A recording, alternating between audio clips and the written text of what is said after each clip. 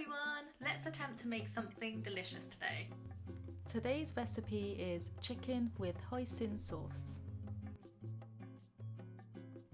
For the sauce, you will need 1 teaspoon of sugar, 1 teaspoon of 5-spice, 1 teaspoon of sesame oil, 1 tablespoon of hoisin sauce, 1 tablespoon of oyster sauce, 1 tablespoon of dark soya sauce, and 1 teaspoon of pepper.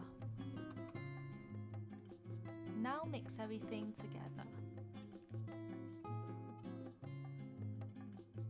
Coat the chicken with the sauce.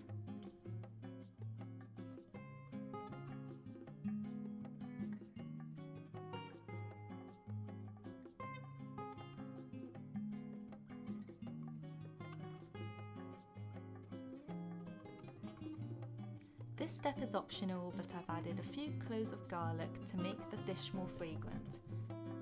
Alternatively, you can use garlic powder instead. Marinate the chicken for at least a few hours.